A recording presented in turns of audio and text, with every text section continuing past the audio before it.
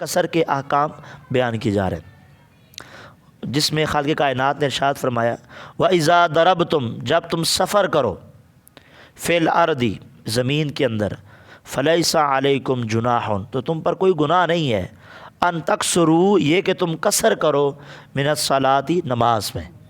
نماز میں کیا کرو؟ قصر کا مطلب یہ ہوتا ہے، کیا میں بیان کرتا ہوں، پہلے ترجمہ سن۔ ان خفتم، اگر تمہیں خوف ہو، ان یفتنکم الذین کفروا، کہ کافر تمہیں ایذا دیں گے، فتنے میں آزمائش میں ڈالیں گے۔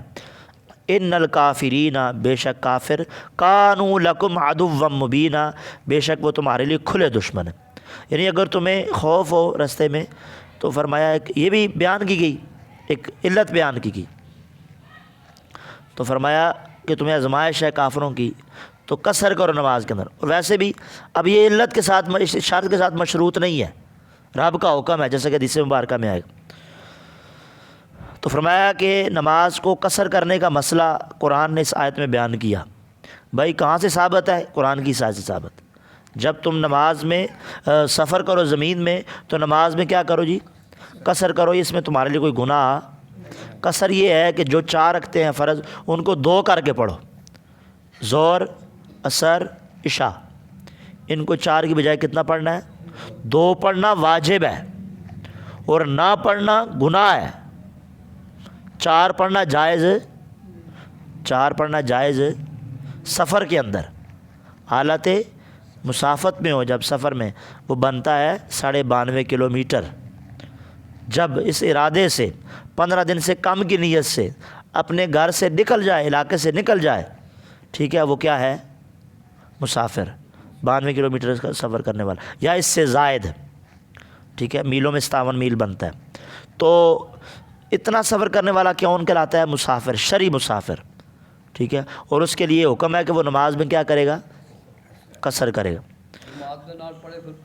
وہ بتا رہا ہوں میں آگے۔ تو جب اپنی نماز پڑھے گا، اکیلے پڑھے گا، تو قصر پڑھے گا، یعنی آدھی۔ اور اگر کسی مسجد میں گیا اور وہاں امام صاحب مقیم تھے، مسافر نہیں تھے، اگر وہ ان کے پیچھے پڑھ رہا ہے تو پھر پوری پڑھے گا۔ اور اگر اس کو کھڑا کر دیا، چلو بھائی آگے ہو، قاری صاحب نماز پڑھاؤ، جیسا کہ ایک بار میرے ساتھ بھی ہوا، تو میں نے کہا جناب میں مسافر ہوں، تو انہوں نے کہا شاہ جی تسی 2 پڑھاؤ گے تو پچھلے 2 کون سنبھالے گا؟ سانو کون سنبھالے گا؟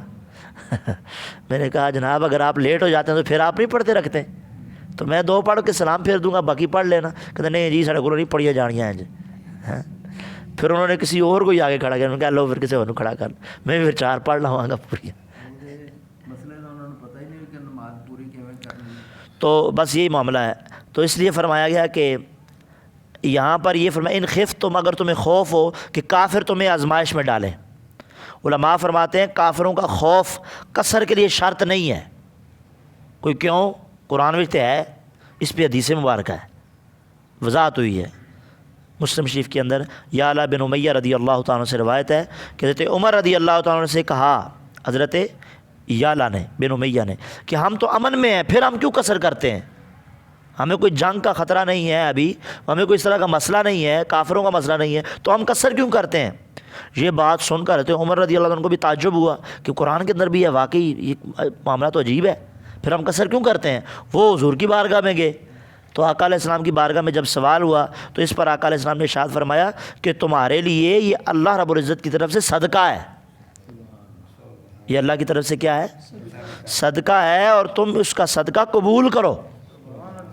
صدقہ کیا کرو؟ اپنی علتاں سائڈ تے رکھو، یہ اللہ کی طرف سے کیا ہے؟ صدقہ ہے۔ لہٰذا جب ہم نے اپنی نماز پڑھنی ہے تو کیا کرنا ہے جناب؟ قصر کر کے پڑھنی۔ یہ قرآن و حدیث سے اس کا ثبوت واضح ہے، ٹھیک ہے۔ تو آیت کے نازل ہوتے وقت یہاں پر یہ ذکر کیا گیا کہ جب تمہیں خوف و اندیشہ ہو، وہ اس لیے یہاں پر ذکر کیا گیا، علماء فرماتے ہیں کیونکہ جب پہلے وقتوں میں سفر ہوتا تھا تو اس میں ظاہر ہے اندیشہ ہوتا تھا، پیدل سفر ہوا کرتے تھے، اونٹوں پہ، کجاووں میں سفر ہوا کرتے تھے، تو خطرہ ہو سکتا تھا، آج بھی ہوتا ہے، ممکن ہے، لیکن اب یہ علت نہیں ہے، کیونکہ نبی علیہ السلام نے فرما دیا کہ یہ تمہاری طرف اللہ کا کیا ہے جی؟ صدقہ ہے، اور اس کو قبول کرو، ٹھیک ہے جی۔ تو جیسا کہ صحابہ کرام کا بھی یہ عمل تھا کہ امن کے سفروں میں بھی قصر فرماتے تھے، جیسا کہ میں آپ کو حدیث مبارکہ پیش کرتا ہوں کہ حضرت عبداللہ ابن عباس بیان کرتے ہیں، ابن ماجہ کی روایت ہے کہ رسول اللہ صلی اللہ علیہ وسلم نے حضر کی نماز، یعنی جب آپ گھر میں تھے، اور سفر کی نماز کو فرض فرمایا.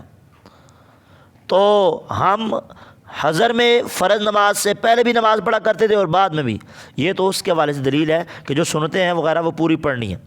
ٹھیک ہے جی. اوپر والی حدیث میں یہی ثابت ہوتا ہے کہ بھائی یہ تم نے ہر حال میں پڑھنا ہے، سفر میں ہو یا نہیں، قصر تم نے ہر حال میں کرنی ہے کہ تمہیں خوف ہو یا نہ ہو، کیونکہ یہ اللہ کا صدقہ ہے. اور بعض لوگ اب اس سے یہ کہتے ہیں کہ جی سنتیں نہیں پڑھنی، سنتا معاف نے، فرضوں میں قصر دے سنتا معاف نے، نفل بھی نہیں پڑھنے. یہ بات دلیل نہیں ہے، یہ غلط ہے. یہ لوگوں میں جو مشہور ہے بالکل غلط ہے. اس پہ یہ حدیث مبارکہ ہے عبداللہ ابن عباس کی، ابن ماجہ کی جو روایت ہے اس میں یہ فرمایا گیا کہ رسول اللہ صلی اللہ علیہ وسلم نے حضر کی نماز اور سفر کی نماز کو فرض فرمایا. تو ہم حضر میں فرض نماز سے پہلے بھی نماز پڑھا کرتے تھے اور بعد میں بھی، اور سفر میں فرض نماز سے پہلے بھی نماز پڑھا کرتے تھے اور بعد میں بھی. مطلب یہ ہوا کہ جو سنتیں اور نوافل تھے وہ ہم پڑھا کرتے تھے، یعنی سفر میں ہو یا حضر میں ہو ہم سنتیں نہیں چھوڑتے تھے. سنتیں تو سنتیں بھی پڑھنی ہے، نفل بھی پڑھنے ہیں. سنتیں بھی پوری پڑھنی ہے، نفل بھی پورے پڑھنے ہیں. ٹھیک ہے. ہاں ٹرین نکل رہی ہے، کوئی عذر آ گیا ہے سفر میں اور ٹائم اتنا مختصر ملا کہ فرض پڑھا، ابھی قصر پڑے تھے اور گاڑی نکلنا لگ پڑی، تو وہ عذر ہے، اس بنا پر اس کو رخصت ہو سکتی ہے. لیکن ویسے ہی اب ٹھیک ٹھاک پنڈ گیا ہے پیچھے، یا کہ اپنے مہماناں وال گیا، دوستاں وال گیا، اتنے کوئی ٹینشن نہیں ہے. گڈی دا مسئلہ ہے، گڈی بعض اوقات اپنی ہوتی ہے نال، آدھا گھنٹہ کھڑی کر کے پوری نماز پڑھ سکتا ہے، ٹینشن کوئی نہیں ہے، مسئلہ بھی کوئی نہیں ہے. تو آپ کہنا نہیں نہیں جی اسی تو مسافر نہ سنتا تو پڑھنی ہے نہیں، تو یہ جہالت ہے سراسر، یہ غلط ہے. تو سنتیں چھوڑنی نہیں ہے، نہ ہی نفل چھوڑنے ہیں. سنتیں بھی پوری پڑھنی ہے اور نفل بھی پورے پڑھنے. ٹھیک ہے جی. اس کی چھوڑنے کی اجازت نہیں ہے. تو یہ کثرت کے ساتھ یہ سارے احکام بہار شریعت کے اندر بھی اس کو بیان کیے. صحابہ کرام کا بھی یہ عمل تھا کہ امن کے سفروں میں بھی قصر فرماتے تھے، جیسا کہ حدیث میں بیان کیا گیا، اور اگر مسئلہ ہوتا کوئی تب بھی قصر کرتے تھے. تو یہ دو ہم نے مسئلے سیکھے. ایک یہ ہے کہ ہجرت کے حوالے سے تو ہم نے سنا، اور دوسرا جو قصر کے حوالے سے کہ بھائی قصر جو نماز ہے وہ کرنا واجب ہے. ٹھیک ہے. جب آپ اکیلے ہیں، آپ نے نماز پڑھنی ہے اور حالت سفر میں ہیں تو آپ نے قصر کرنی ہے. اور دوسرا مسئلہ یہ ہے کہ جناب والا سنتیں پوری پڑھنی ہے، نفل بھی پورے پڑھنے ہیں، وطر بھی پڑھنے ہیں، کوئی چیز نہیں چھوڑنی. ہاں اگر کوئی اس طرح کا معاملہ پیش آ گیا، جیسا کہ میں نے عرض کیا گاڑی وغیرہ نکل رہی ہے، ٹرین نکل رہی ہے، تو وہ الگ فلائٹ نکل رہی ہے، ہاں جی ٹائم نہیں رہا، ابھی قصر ہی پڑے کہ ٹائم ہوگا، تو وہ عذر ہے. لیکن اگر کوئی امن میں ہے، کوئی مسئلہ ہی اس کو نہیں ہے، ٹھیک ہے، تو اب اس کو سنتیں چھوڑنے کی اجازت ہے. اللہ تعالی ہمیں عمل کرنے کی توفیق عطا فرمائے.